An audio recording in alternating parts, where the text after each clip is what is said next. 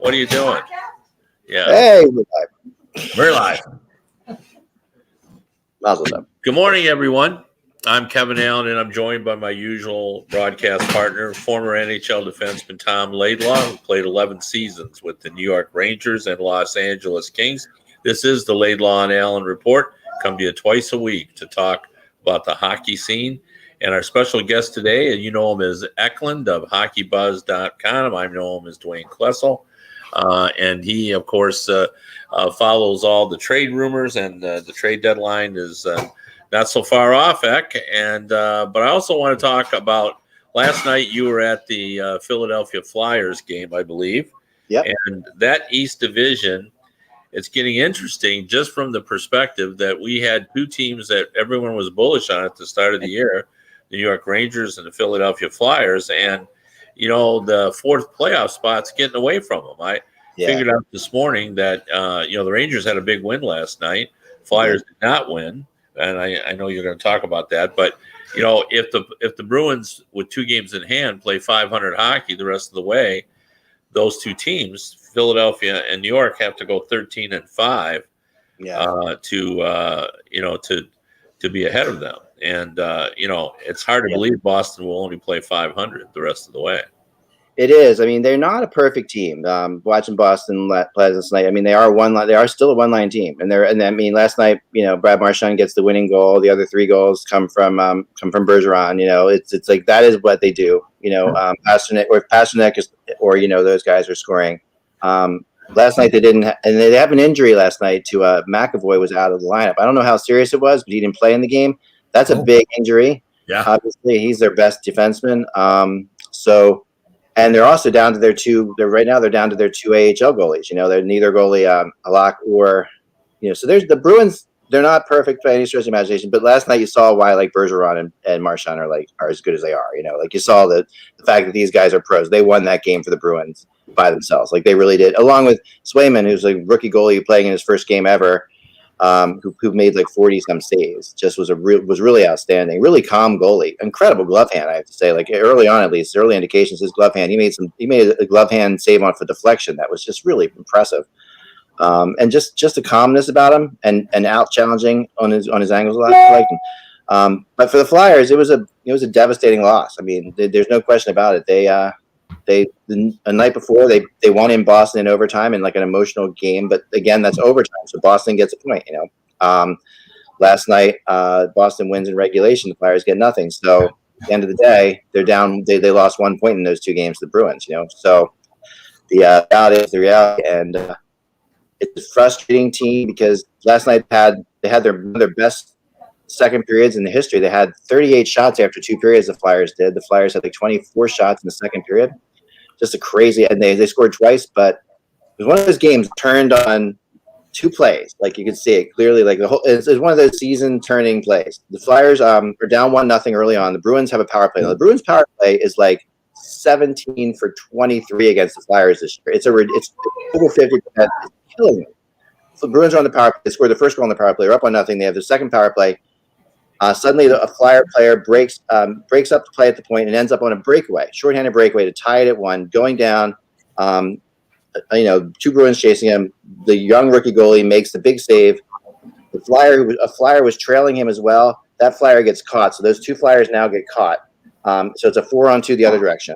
Now going back, for the power play, the Bruins, and they score 10 seconds later. It's 2-0, and that's one of those moments you could just see. That's just a devastating type moment. Shorthanded goals can be devastating. And then in the third period, 2-2 tied. Suddenly, the Flyers have the power play. They're going strong. They make a bad pass that sets up the Bruins. It's one of those hard passes that goes too hard, sets up the Bruins on 2-on-1 the other way. Brad Marchand scores a shorthanded goal to win the game. So that's you can see it was crazy. Flyers miss a shorthanded goal, give up a power play goal. So it's just one of those things, But frustrating game for the Flyers to play, and the coaching of the game was suspect in a lot of ways. I've had a lot of issues with Alain Vigneault. I wanted to talk to you about, Tom. The Flyers, they come out crazily. They have a great second period, and then in the third period they took 3 shots the entire third period, and it was 2-2 the entire third period, and really got that playing not to lose vibe to it. And to me it was just they don't want to lose the Bruins, but they're not going to go out there and try to beat them either. So what are they? It was a really boring third period for the most part until And Vigneault and I'm just, why has he called the dogs off? Like, what is it? Has he called the dogs off? Has he, And and I'll tell you, that's what he did here in New York too. They're really passive teams. So when I saw him getting hired there in Philadelphia, I was like, wow, he's such a great coach. And he has done good things, right? Taking Vancouver to the finals and everything. Yeah. But it's just that, the way he coaches it seems to be a pattern. The teams are. It's infuriating to watch sometimes. Yeah. And then, we have, so the assistant coaches are Mike Yeo, who coaches the defense, and Michel Therrien, who coaches the offense. Now, Therrien's strength as an NHL pro coach, if I remember right, was he went into Pittsburgh and helped them become better, more solid defensively, and then when they did the same in Montreal, he tried to make them more defensively. Well, he's coaches the offense for the Flyers only. So it was a bizarre thing to me to see. So there's a minute 58, Flyers have a goalie out, the face off in the zone. They call a timeout. Right, perfect situation. Pull your goalie, call a timeout. They bring him to the bench, and the whole team gathered around Michel Therrien with a clipboard, while Alain Vigneault is standing on the other side of the bench, just like staring into air, not saying a word to anybody. I'm thinking to myself, your season is really on the line right now, and I know he's your coach for your forwards or whatever, but is this the time that should you not be involved in that conversation? It was really kind of a bizarre scene to me. And to me, when you get in that situation, they pull out the clipboard. Haven't you already been coached? It's not. I guess you go over the play to assure everybody they all know what they're doing, but you should have done that in practice. And then you're right. I think with the head coach, when I watch them play, it's more of a motivation thing. It's like the head coach should be, guys, we need to win this game. We need a best effort out here. So I agree with you totally on that. Let me ask you one question too. One of the issues with Philadelphia, I think, is there's been the goaltending all year long. I think that's the question. And now with Kevin's numbers there, where it's going to look so tough to make the playoffs, do they make a trade for a goaltender? I don't think they make a trade for the goaltender because they seem to be very nervous about messing with Carter Hart's head. I think that they're willing to let the season slide and say, okay, it's a weird season. I think all the teams are going to have the same excuse, right? When this is all said and done, everybody's going to be like, this was a pandemic year, strange year, so many games and so few nights, those excuses are already being bannered around. I don't think they make a trade for a goalie. It was rumored that they were thinking about it. I never thought that was real. I know they're looking at defensemen, but the question is, like after last night, like Kevin says, the numbers don't look great. Although I will say that they play the Bruins again Saturday, so they have another shot at this. They play the Islanders tomorrow night, so that's a tough game. But they've actually have a winning record against the Islanders this year. They play the Islanders well. The defenseman is what they need. They really need an extra defenseman. They haven't been able to get back from losing Niskanen, which everybody seems to think was Bobby Orr around here. Niskanen was a great player, but losing him shouldn't have been as impactful as it was. But the Washington Capitals went through the same thing. Like sometimes there are guys that they may not be Bobby Orr, but they're just the key to the glue that kind of holds the defense together. And Niskanen was that guy in Washington, and then I thought he was in Philadelphia. But my question to you is it worth it now? They've been linked to some pretty big names on defense. Is it worth it now for them to still go out and get someone, or do they make a minor deal, like a Stahl or some other veteran defenseman that maybe available? Is it even worth it to do that? I think it's a minor deal. I think Kevin at best. I think that's at best. At worst they're sellers. And it's possible. If they lose these next two games, it's the Islanders and the Bruins. They go into Monday. As sellers. I think. In which case, maybe Brian Elliott, who has been, for all the Flyers' issues, Brian Elliott is one of the best off the bench goalies in the league. He really is. Like if he's not the starter, he's just coming in off the bench. He is really good. And if I'm a team that is making a playoff run, Brian Elliott is not a bad guy to have in your back pocket as a goal. He doesn't make a lot of money. It's a really cheap contract, and he really is good at playing that role of backup. And he's got experience. He can be very solid. He's been but the problem is with Carter Hart going down, Elliott's been kind of thrusted into the starting role, which he doesn't thrive in. You can see it. It's just a different situation. It's obviously the pressure between the starter and the backup is such a different game. It really is. And what is it in Philadelphia? So I've got to throw Brian Boucher in there, but obviously Ron Hextall. But since then, man, Yeah. is there some reason why they can't get it done right there? I don't know. I mean, we had Bobrovsky here, which is pretty crazy. But you got rid of him in Got Philadelphia. rid of him. I know they got rid of him for some of the reasons you're seeing now, but he did leave those reasons behind for a while. But yeah, I don't know. I mean, I think, listen, to be fair, I think Carter Hart is the answer. I think he's a really good goalie. I think that this is definitely a hiccup. As you know, like Tom, it's like the second after a goalie goes around in the league once, everyone's got video on him. Everyone knows what to do with him. Yeah. And people are firing at his weaknesses, and until that goalie overcomes those weaknesses, he's going to have. The thing about Carter Hart is he's so mature, so incredibly focused. Sorry to interrupt you, but what about Vigneault's comments? Was it last week where he says that he needs to work harder? I mean, you don't hear that very often. That was a bizarre comment. I really didn't see that. I don't see that. I mean, we haven't seen the players very close this year because of the pandemic. So I'm not, we're not really in practices and situations like that. But yeah, to say Carter Hart needs to work harder, I didn't get that. Yeah. They did take a couple, days off there and worked on some things. And honestly, he was not the problem. He was good last night. He made some really big saves. He was good the game before the Flyers, when the Flyers lost to the Islanders in overtime. He was good in that game too. So the two games since that all was said, he has been a lot better. But yeah, I think that the defense also. I mean, this defense is just not. That goes hand in hand with this goalie. Honestly, it really does. Yeah, Eck, I want to talk a little bit about the whole division. What's interesting is I talked about those numbers and what needs to be done. I've seen no indication from the Flyers this season, even though if we turn back the clock to last season, you would have thought that they were a team capable of going 13-5 in their last 18 games. But the Rangers of late have played the kind of hockey where you could actually see them doing that. They really can. I mean, they've scored. How many times have they scored 8 goals? Like 3 times this year. And Adam Fox, not the most underrated player in the league. Like where people are just starting to figure it out. You know what I mean? I've seen people try to now promote him for the Norris Trophy because he's played so well. But I think one of the stories that that we've missed is that the Islanders have had an incredible run this season in terms of like everything has. Despite the fact they're not a great scoring team, they've scored more than they did last season. And I mean, the reason why Lou Lamoriello is connected to all these deals, and I want to get into those deals with you, Kyle Palmieri, is that the Islanders are capable of winning it if they play the kind of defensive hockey and get the goaltending they've gotten this season. They really are. I mean, and one quick thing on the race with the Rangers, even though these games with the Bruins were important, I really felt like the Flyers and the Rangers were not chasing the Bruins. I really feel like they're chasing the Penguins, and I think the Penguins, even though the Penguins have a couple more points, they've also played more games. When it comes down to it, that Penguins team is very. I mean, lately they gave up 7 goals against the Bruins. They gave up 8 goals against the Rangers. That Penguins team, to me, it has the ability to go really cold. Like that's a team that could play well below 500 and give the Rangers and Flyers a shot.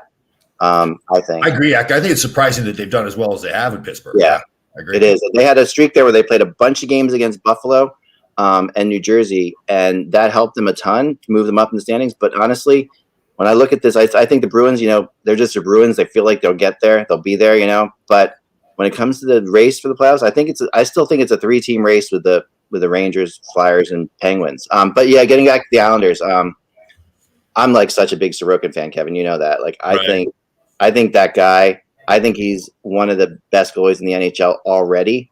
I think that he is, and I know that's putting a lot on him, but he's already played in high pressure situations. I mean, when you play for Vladimir Putin's team in Russia, you've already played in some high pressure situations. I just love the kid. I think the best combination glove hand waffle that I've seen in ages. Like Sorokin side to side, he's like a bigger version of Hasek, which really makes him scary as all get out. And he's their backup. And Varlamov has had such a great year. Varlamov has had such a great year. I mean, that it's just the Islanders they're dangerous, and they play such a consistent style. They play very much like the Devils did back, in the day. They play those 3 games. They play one game when they're tied, one game when they're behind, and one game when they're ahead. Like 3 very distinct different games, but they play that way all the time. And they've lost Anders Lee too for the season, and that's their captain, top goal scorer. Yeah, you think about that organization. John Tavares, 2 or 3 years ago, he left. Yeah, doing it now without Anders Lee. Yeah, they know what they're doing. They have it. I mean, they have it going on. I mean, obviously Barzal's a hell of a player. He's got all kinds of skill, but it's really more in their defense. It's really more in their defensemen that are just they're all two-way. They're all two-way defensemen. I mean, there are so many one-way offensive defensemen right now in the NHL. The Islanders have two-way defensemen, and that's the difference in a lot of ways. Yeah, I mean, what's interesting about that division is, they're the top 5 teams. The only team that hasn't won 6 games in their last 10 are the Flyers. Like every team in that division has won 6 out of 10 in the last 10-game segment. Seems like it's impossible when they're playing each other, doesn't yeah.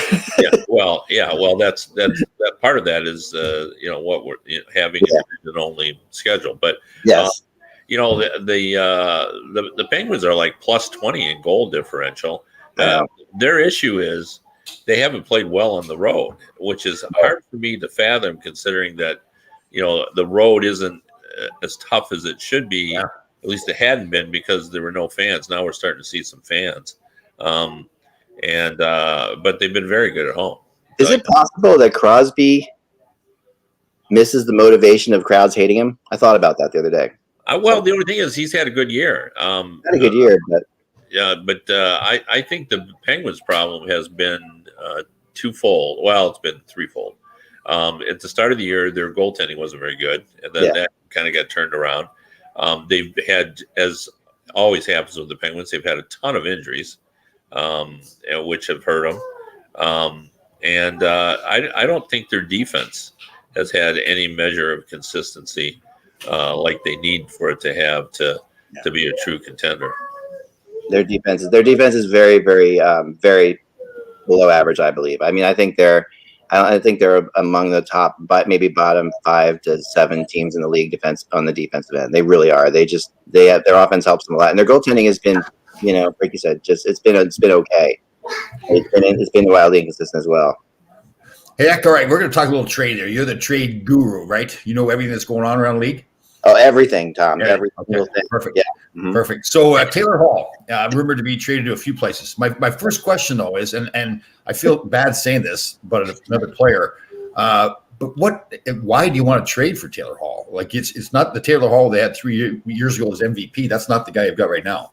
I know 2 goals, right? 2 goals this year. It's just that's insane. I mean, last night Gostisbehere scored his 6th goal, and I tweeted out that Gostisbehere, who was put on waivers and not touched by anybody, has 3 times as many goals as Taylor Hall. That's all right. That's a good way of looking at it, yeah. I mean, and it's insane. It's like this just I don't know. They held him out last night, and they definitely put it out there in the they wanted it out there among the insiders, and I got a couple of things about it too. That this is like that it's heating up. Like that's why Hall's being held out of the lineup. The trade rumors are it's heating up. People are coming after him, and I don't buy it. it. I agree. I think it's like they hold him out to try to make something look like it's happening and hope that somebody steps up, because who's going to step up? For who's going to give them anything significant for that? I mean, the contract is not a big deal. It's only a few games. But at the end of the day, who's going to give them anything?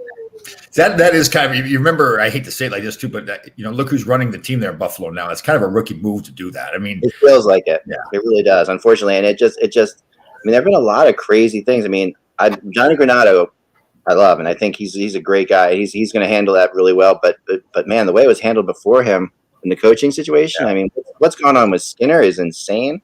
I mean, there's just some things there that are just nuts. In Hall, I mean, I saw the 3rd game of the season. They were in Philly and they beat the Flyers 6-1. Hall had a goal. Eichel had a goal. That was half the goals for the season for those 2 players. I mean, it's just they looked great in that game. I don't get it. So if I'm a contending team, Hall doesn't make me any better. And if you really want the player and you're not a contending team, just wait till the summer and sign him as a free agent, right? Right. I mean, the one team I think that could make a play for him is the team that I think really wants him next year, and where he wants to go is the Calgary Flames. That's everything I've heard is he wants to go to the Calgary Flames. That he's from Red Deer, and he's thinking, okay, that I'm going to go out there, and that's where he wants to play.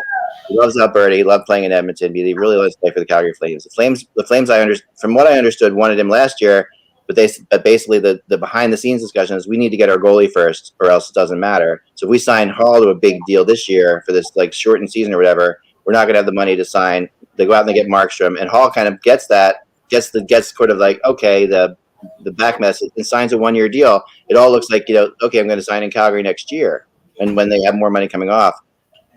Does Calgary make a trade for him now in an effort to just like say, okay, we're going to get him in now, so it's not even an issue to extend him, or do they just say, you know what, it's not going to be an issue anyway. We're going to be able to get him for nothing. Right, but then Calgary, you get Hall, Goudreau, and Monahan. They're all guys that you could argue are underperforming, right? Right, and I think Goudreau, I don't see him making it past the draft in Calgary. I don't.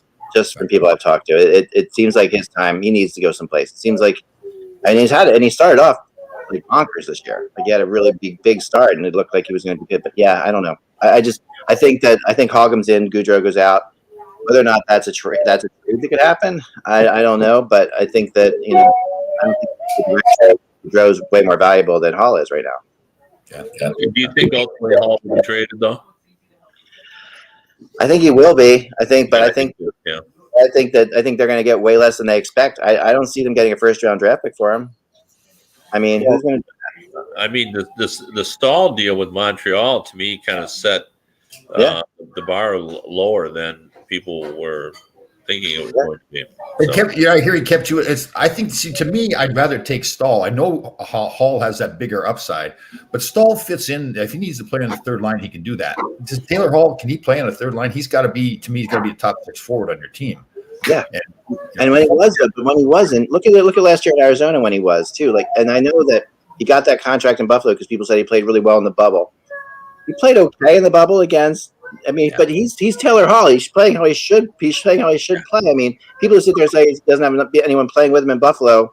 It does. He's Taylor Hall. Like people are playing with him. It's not that he's these players to play with. The people should be getting better because he's on the ice. It's bizarre to me. I agree. Well, Eck, it's always a pleasure to have you on to talk. I'm sure you'll be plenty busy over the next week with the trade deadline next Monday, right? Absolutely. Hopefully you guys can jump by on Monday with the trade deadline and be like it. And everybody, don't be picking on Eck for his rumors that don't come true. There's a grading system, right? So remember, it is. Rumors aren't true or not, right? Like I've always said that a rumor doesn't come true or not. Like a rumor's a rumor. I know. Because, I'm not saying it's going to happen. Right. You know what I'll do? I think I'll stir the pot a little bit. When you come up with a rumor, I'll try to get people to get on there. You're nuts. Equity. It's not going to happen. Please do. We're thinking about doing a drinking game on the trade deadline day because we're not sure how good it's going to go. So I might have a bottle of Bailey's next to me, and come in. I'm in. Mike's gonna get some whiskey, and every 15 minutes that go by where there's no trade, we'll have to take a drink or something because it's going to be. Just have to have some healthy snacks, like some hummus and cucumbers or something like that. Absolutely. I know. Healthy snacks and I like that, and whiskey. So all right, but thanks for joining us, my friend. Thank you so much.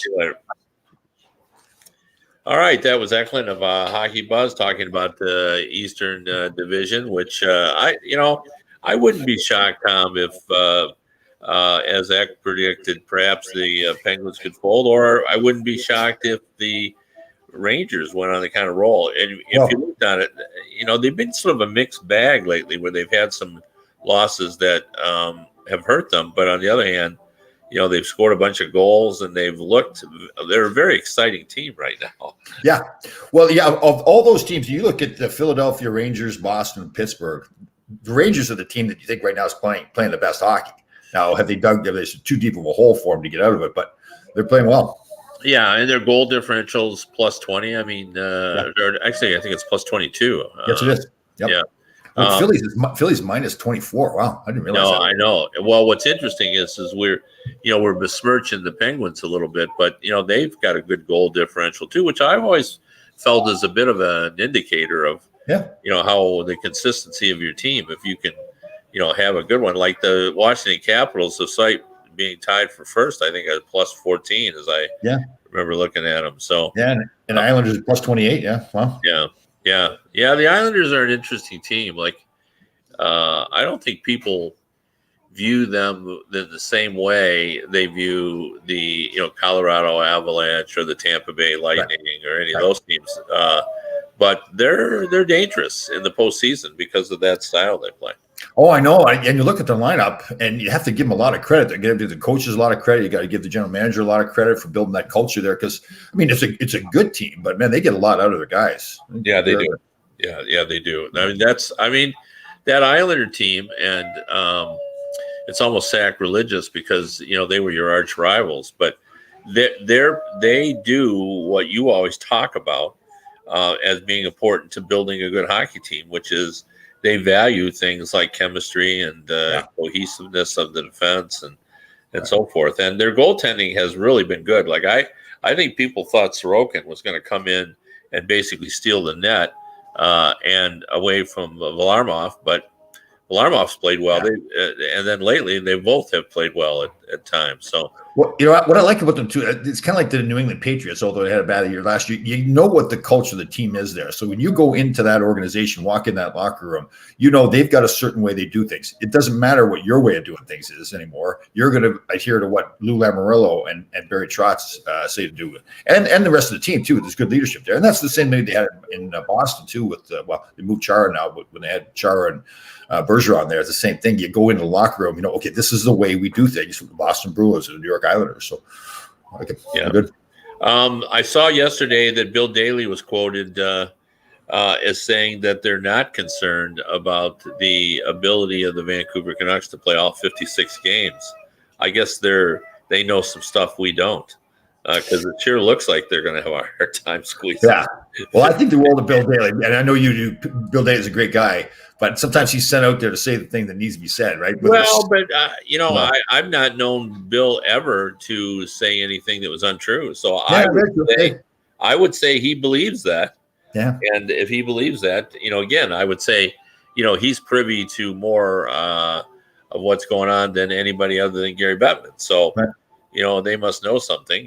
They must, the medical reports must be favorable. Are the guys coming around a little bit? How soon are they going to be able to play? But that they really got run over by this virus, to say the least. Do they know how it all started, or was it one guy? I don't think they do. That's one of the issues too. Is like you can be as careful as you're going to be, but it just takes one situation, and then you bring it into the room, and it's totally by accident. So, and our old teammate Larry Melnick, who we do our show with on Thursday, he's out there in the Vancouver area, and he's saying everything's shut down there. Like the restaurants are all shut down, the gyms are shut down again. So it's obviously isn't just the hockey team, right? It's the whole community there. Yes, and we're seeing that in Michigan. We've been one of the more careful states, and all of a sudden, in the last week or so, we've had some voluntary shutdowns of businesses because those businesses have been overrun. We've had a lot of people. We've had some people who've been this new strain, even though they're fully vaccinated, has at least made them caused them some discomfort. They haven't been hospitalized or been in danger, but the new strain was able to sort of penetrate their force field, for lack of a better phrasing. Right. And they ended up with that as well. So, this has been tricky business. It seems like every time we feel like we've got an idea of how this is going to play out, it sort of reinvents itself. So it sounds like it would be a good strategy for a hockey team. Reinvent yourself when they figure you. Let's go really dig down deep here. Who's going to get fired next as a coach? You think anybody else is going to get fired during the season? No, not this year. I think we're too far into it at this point. I just think, if you're going to fire a coach, you're going to do it to make a different impact on your team. The guy that would be ripe, considering what's happened to the team, would be Alain Vigneault. Yeah. Although you look at Tortorella there in Columbus, they're 5 points out of a playoff spot. But they had a big win last night. They beat Tampa. That's one big win. I guess, it is Tampa, but you just wonder. I mean, you made the trade for Line A, and what's he got? He hasn't done well, has he? He's got one goal or something. So. But boy, if you're Tortorella and people start pointing the finger at you, don't you point it up into the GM, saying, Yeah, but here's my argument. I hear you, but my argument against that is that he's been known as the guy that gets the most out of his team, right? And yes, Right. they don't have the most talented lineup. And again, it is, we talked about it, and I like what he did. I like what he did here with the Rangers, how he changed the culture and everything. But he's one of those guys that it's a real short shelf life, right? I mean, it's like it kind of rubs the players the wrong way, and it shouldn't. The players should suck it up and play. Yeah, he's a tough coach, but he gets the most out of you. He gets as an individual and as a team, he gets a lot out of you. But it's just that it just rubs on it sometimes the wrong way. But I don't know that. I think it's too late in the season to make a coaching change. So that, and at least if you're expecting benefit like now, I mean, could the Columbus Blue Jackets turn around if they switch? Well, okay, let's say you bring in my guy that I like so much, Gerard Gallant, for example, comes in. And he's more of a player's coach, still demanding, but more of a player's coach. Now, all of a sudden, the weight on Line A's shoulders, for example, now comes off, and now he starts scoring goals. If that's what's going on, it appears, we've talked about this before, Tortorella isn't made to coach those talented, creative guys. Like, he never could have coached Wayne Gretzky, right? But, he can coach, the muckers and the grinders a lot better.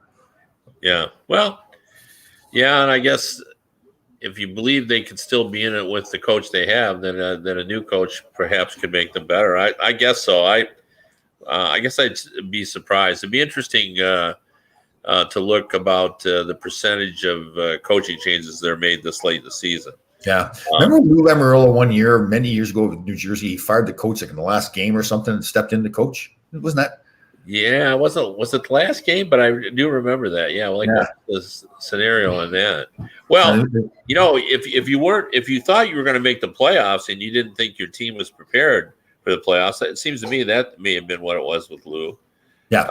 Then I guess it makes some sense. But obviously, Tortorella's team is people expected more. Vigneault's team, people expected more. People expected Buffalo to perform better. Of course, they did fire their coach. So, I agree with Eklund, by the way, about Donnie Granato. I think he's the type of guy that could surprise some people. Yeah, but you're probably right too. And I played with his brother Tony, so great family and everything. But I guess they got to get some more. At some part of the organization has to get more credibility. They have to get that. Jim Rutherford in there as a general manager, right? Because right now, when you look at that whole group running the team, no disrespect to them, they may end up being great people and great down the road. But right now, there's just not a whole lot of experience running the team. Well, and I don't know why you couldn't do it all. Like maybe Kevin Adams is going to be a guy that's going to be a great GM, but why?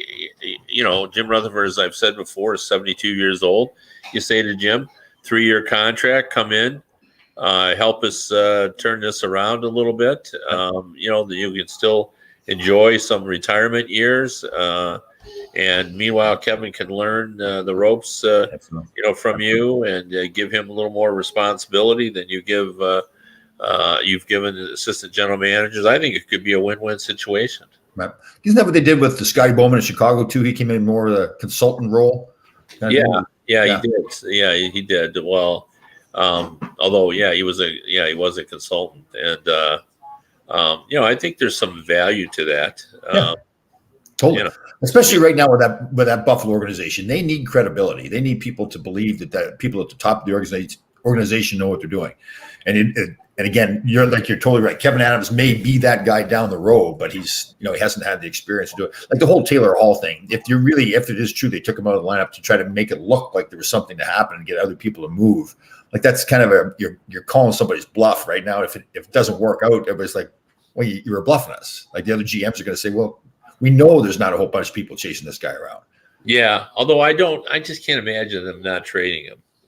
Because you'll get, if you went to somebody and said, okay, 3rd round pick, wouldn't you do that? Well, but would the other team do it though? Like if I'm Colorado, let's say, and clearly they're playing great right now, and they think they're a contender for the Stanley Cup. But do I put Taylor Hall? Like Taylor Hall has to be a top 6 forward on a team. Is he a top 6 forward? I mean, you're taking somebody else out of that top 6 position for a guy that scored 2 goals all year. That's but there are a lot of teams that are struggling to score goals. I mean, like if you're the Nashville Predators, for example, they have trouble scoring goals. The Islanders are having trouble scoring goals. There are a bunch of teams that need. But again, you're getting the guy that scored 2 goals all year. Well, you are, but you don't actually believe that because you've seen during the course of your career guys that have poor seasons, but they pull it all together. Like, do you really believe? Now, honestly, do you think Taylor Hall is a 2-goal scorer? No, I do not. No.